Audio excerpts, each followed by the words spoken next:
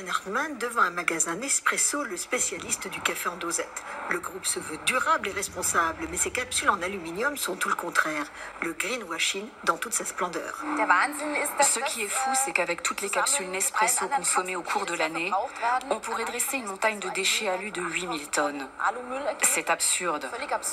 Et le pire, c'est que tout ça est certifié durable. Chez Nespresso, on vous promet que chaque jour, à chaque tasse de café, vous faites quelque chose de bon pour la planète. D'après Nespresso, 70 000 producteurs de café ont rallié son programme de culture durable. Or, la fabrication d'aluminium est très polluante et l'on ignore la quantité d'aluminium recyclé réellement utilisée. Une supercherie que Catherine Hartmann dévoile dans son livre. À cela s'ajoute le fait que George Clooney vante les mérites de ce produit avec une très belle ironie. On a très envie de le croire parce qu'il est charmant et qu'il est marié avec une avocate spécialisée dans les droits de l'homme. La cible, c'est donc un public très cultivé qui croit avoir une conscience environnementale aiguisée. C'est vraiment fascinant. Plus un produit est destructeur et plus le conte de fées écologique sur ce produit est énorme.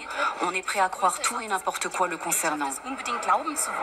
Un produit de supermarché sur 2 contient de l'huile de palme. En utilisant cette matière première, les géants Nestlé, Ferrero et Unilever provoquent déforestation et violation des droits de l'homme. Unilever se veut pourtant le sauveur de la forêt tropicale. Catherine Hartmann regrette que les organisations environnementales certifient des produits controversés.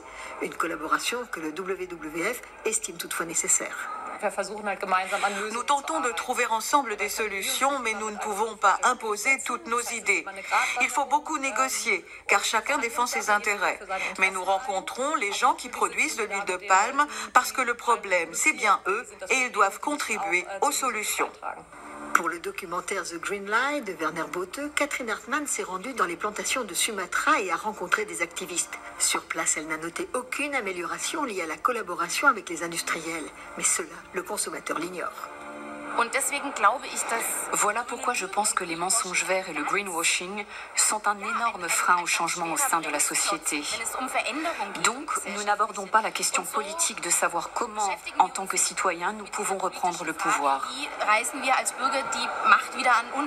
Jusqu'ici, les industriels font encore porter toute la responsabilité des violations des droits de l'homme et de la pollution environnementale à leurs sous-traitants sans être inquiétés. Mais Catherine Hartmann se bat pour que la législation allemande change.